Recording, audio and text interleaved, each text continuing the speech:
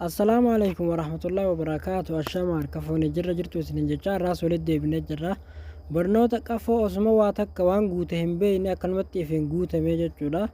Jawwaala Android osoo waan guute hin beekne akkanumatti ifin guutamee taa'u. Furmaata isaa isinii qabadhee dhufeetiin jira. Gara barnoota dabruun duratti ammoo warri YouTube chaanaala kiyyaaf haaraa taatan subscribe godhuun eegala. Mallattoo bilbilaa sangattuqa ol ka jettu dhaggeeffadhaa viidiyoon kun yoo isinitti tole laayikii godhuun jajjabeessaa isiniin jenna. Egaa jawwaala keenya sirreeffachuudhaaf seetingii bilbila keenyaa keessa seennaa jechuudha.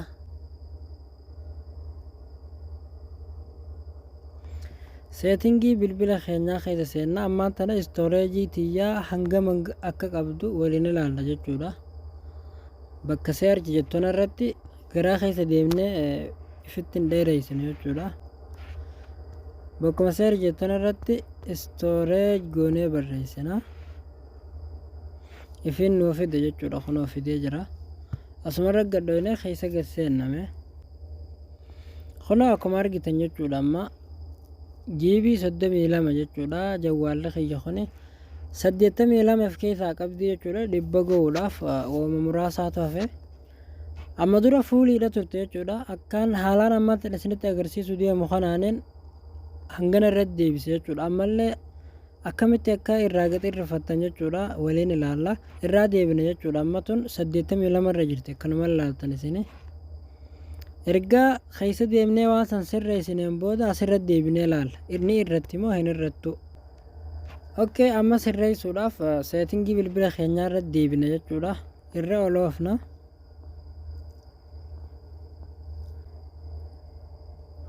Haala kanaan erga irra ol oofneen booda jechuudha kunoo aappis ka jedhu ni jira. Isa kanarratti gadhooyne yeroo takka. Erga irra gadhooynee as keessa geessenneen booda aappilikeeshinoota as keessa jiran kana jechuudha. Aappiin kun wanni isinii galuu qabu lakkuma keessa seennee baanuun itti fayyadamnee baanuun qafoo teenya tana geegaa isiidhaa cufaa deema. Saniifuu keessa geessennee aappilikeeshinoota as keessa jiran kana guututti haaromsuu qabnaa jechuudha. Mee amma fakkeenyaaf tokko haaromsee isinitti agarsiisa. Fakkeenyaaf feesbuukuma kana haaromsume. Asirratti wanni isinii galuu qabu jechuudha ammaasis feesbuukidhaa fi tiiktookii miidiyaa keessan ka qabdan yoonii fi akkaan ammaan tana godhaa isiniin jee kana gootan haaratti paaswordiidhaa fi maqaa dureen ittiin banattan iimeelaas haa ta'u isin gaafata waan ta'eef yoonii fi amma paaswordii hin beekne feesbuukan gootan feesbuukaa fi tiiktookii waan silaa fardii jechuudha. Hin haaromsitan itti dhiissanii aappii biroo haaromsuu dandeessan. Ani amma feesbuuka kiyya iimeelaan hin qabu waan ta'eef itti deebi'uu hin danda'a. Isuma haaromsinee waliin ilaallaa jechuudha. Ergaala kanaan dhufneen booda amma ergaala kanaan irra gadhooyneen booda ammallee jechuudha ta harka bitaa tanarratti gadhooyne jechuudha. Uninstaalte jettoon irratti yoo gadhooyne ni gubata feesbuukiin. San irratti hin dhooynu ta cinaacha gamanaa kanarra dhooyne jechuudha. Ammallee okkee jennaani. Ammaas akkana irra oloofne istooreej ka jettu ni jirti asirra gadhooyna.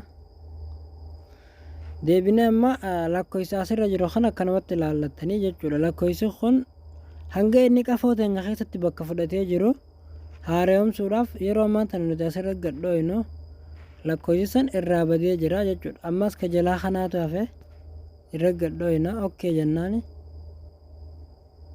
Kunoo akkanatti jechuudha duwwaa deebi'ee jira. Ammas aappii biroo itti hidhaane tokko qofaa miti jechuudha qafoorraa hir'isuu danda'u qafoon waan guddoodha waan ta'eef kanaas keessaa baanee ka biroo ammaas haaromsinee haa laallu. Okay, galeerruma kanaan haaromsee ilaalaa jechuudha ammaani. Kanaas akkuma FB sanitti asirra gadhooyne cinaacha mirgaa kanarratti okay jennaani. Ammallee akkana ol oofna. Istooreej ka jettu ni jirti irra gadhooyne jechuudha. Kanaas asumarra gadhooyne akkuma FB'ti. Deebinee ammaas ka cinaacha bitaa kanarra gadhooyne okay jennaan. Kunis ammaan tana haaromee jira jechuudha. Irraa deebina ammallee ka biroo seennee ammaas haaromsinee waliin ilaalla. Haalaan amma isinitti agarsiisu kanaan yoo fayyadamtan qafoo teessan jechuudha irraa irrifachuu dandeessan. Kaayil maasterii haa haaromsume ammaasis.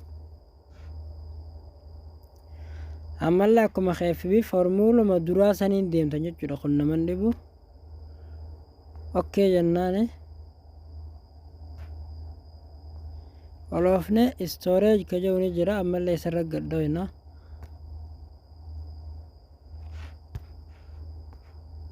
haala kanaan haaromfachuu dandeenya jechuudha mee amma irraa deebine guutumatti irraa deebineeti qafoo seennee ilaalla qafoon teenya irratti immoo hin irranne waliin ilaalla aappii sadiin haaromsee jira amma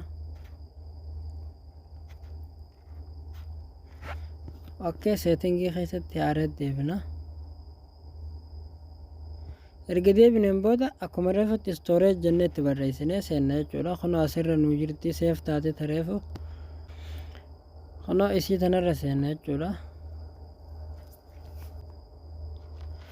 okay kunoo haala kanaan jechuudha ammaa tana reefu 82 turte irraa irratee jira 80 takka ta'ee jira jechuudha maaliif jawwaala kiyya aappii arraantanaan guututti irraa haaromsee fixee jechuudha dureen fuul taate hanga dhumaatitti hanga akhiraatti jirti saniifuu akkanatti irraa haaromfattanii jechuudha appilikeeshinoota jawwaala keessan keessa jiru hunda haaromfattanii haala kanaan itti fayyadamuu dandeessanii aappii hunda silaa hin godhe ammaan tana jechuudha walqixatti deebi'uun ooltu jechuudha jawwaala kuni karaa kanaan yoo fayyadamtan malee ammas viidiyoodhaa fi suuraalee garaagaraa talama lama taatee jirtu garaa keessaa haquudhaan vaayirasii fi waan adda addaa keessaa hatanii keessaa haquudhaan jechuudha jawwaala keessan akka qafoon teessan hin guutamne godhuu dandeessaniin isiniin jaa furmaanni isaa kana viidiyoon irraan tanaa kun asirratti raawwate jechuudha yooniif viidiyoon kun isinitti tole laayikii godhuudhaan nu jajjabeessaa yaada keessan koomentii jalatti nu barreessaa isiniin jenna hanga viidiyoo babbareedduu akkanaa